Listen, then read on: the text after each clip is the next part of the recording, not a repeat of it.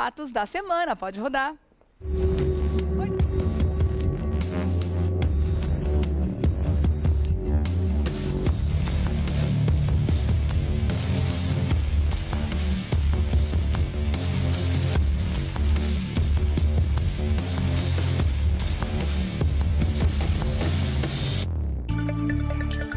O presidente interino Michel Temer autorizou na semana passada reajustes salariais para diversas categorias de servidores públicos. No momento em que a gente fala em contenção de gastos, é claro que esse assunto geraria polêmica, né? Com o aval do governo Michel Temer, a Câmara aprovou na semana passada um pacote de mais de 50 bilhões de reais em reajustes salariais para os funcionários públicos. A elevação do teto tem um efeito cascata sobre os salários dos ministros dos outros tribunais superiores e dos juízes federais. Vai impactar também as despesas de pessoal dos estados e municípios, mas esses aumentos dependem de aprovação dos legislativos. O impacto no orçamento federal será de 7 bilhões de reais em 2016. Depois, mais de 19 bilhões em 2017 e quase 27 bilhões de reais em 2018. A questão gerou divergência entre a equipe econômica e os articuladores políticos do PMDB, já que a ordem é reduzir os custos. Estamos com o doutor Eduardo Leite para falar sobre esse assunto agora. Bem-vindo, querido. Bom dia. Bem? Bom dia para você também. Hoje é um dia para dar uma gargalhada, né? Depois dessa, eu vou soltar a minha. Eu vou falar pra você uma coisa. Falar o quê? Olha, fácil não, hein, gente? Vamos dar um exemplo, fazer uma analogia com a situação nossa, né? Da nossa vida, da nossa casa. Quanto tempo faz? Você que está empregado, né? Um dos poucos agraciados com o emprego. Quanto tempo faz você não tem um reajuste de salário, além do índice da inflação, e olha lá, né? O índice bem baixinho. Ou então, uma outra pergunta, você que está num momento difícil na sua casa, de repente você está sem emprego, muita gente vendendo almoço para comprar a janta, que realmente não está fácil. Aí, de repente, você vai lá e decide assim, eu tô com uma dívida aqui, tô devendo no banco, não sei quantos mil reais, mas o meu quintal tá feio, vamos reformar o quintal? Você não faz isso no momento, né? Regiane, você sabe o que me conforma? Quando eu digo que o Brasil é um país esquisito, as pessoas acham que a gente exagera, né? Mas se nós nos reportarmos em 2013, quando nós já aqui na bancada já falávamos que eu cansei de repetir que o país não tinha chegado no fundo do poço ainda, ia piorar muito, o país ia piorar muito, que as coisas iam ficar muito...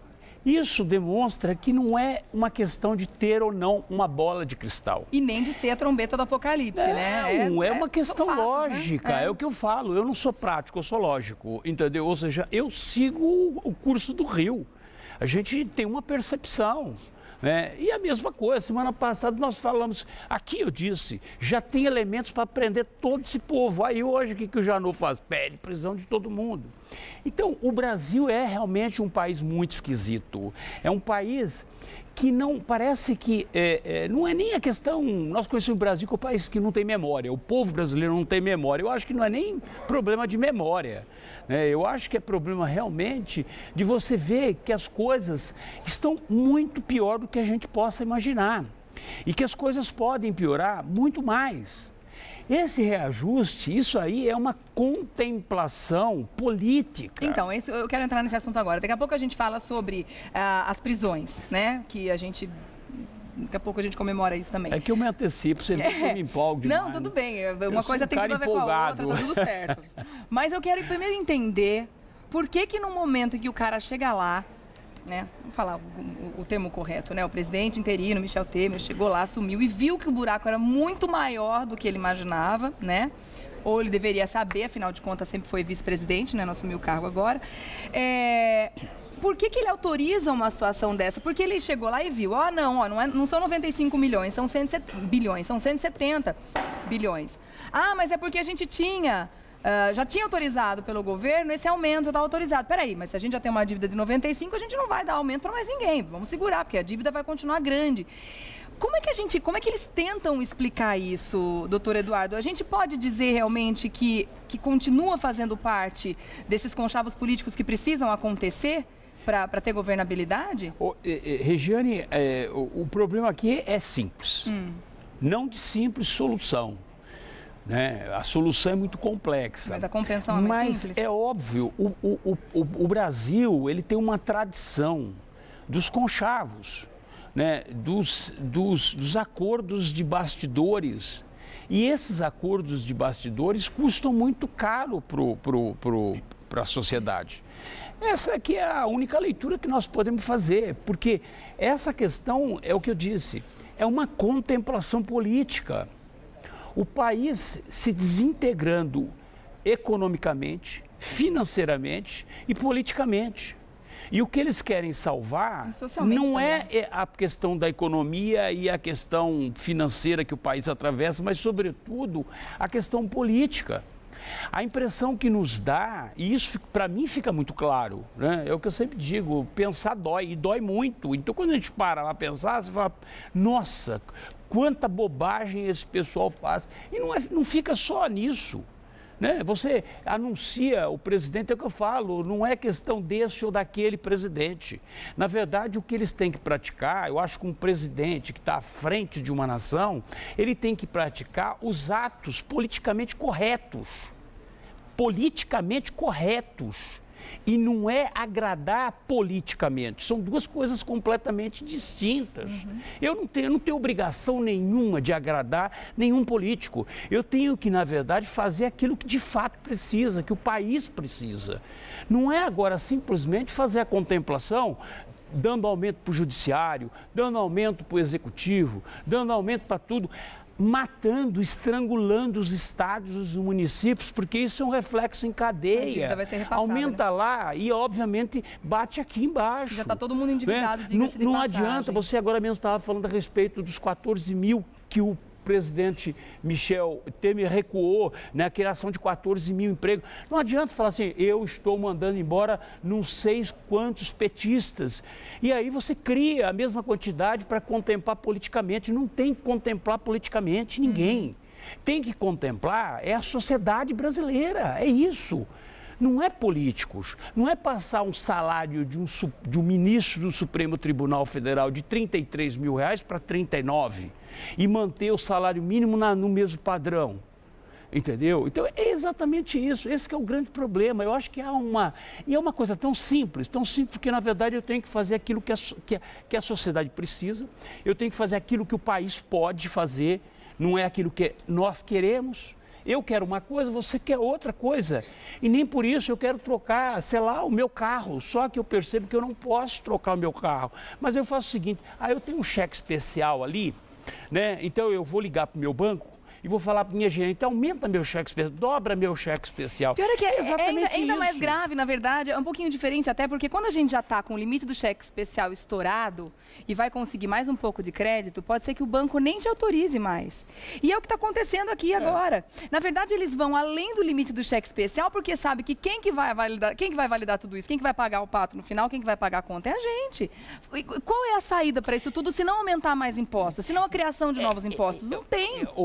A gente vai acabar pagando pato de novo. O problema é o seguinte, não são só esses erros que eu estou dizendo, erros econômicos, erros financeiros que estão acontecendo. Já vinha acontecendo anteriormente, porque isso é um reflexo, obviamente, de um governo passado, né, ou dos governos passados, porque nós temos uma dívida interna de trilhões. A dívida interna é trilhões. É muita grana. Né? E não adianta falar, nós temos reserva. As reservas elas são consumidas em 2, 3 meses. Você acaba com tudo em 2, 3 meses de situação difícil no país.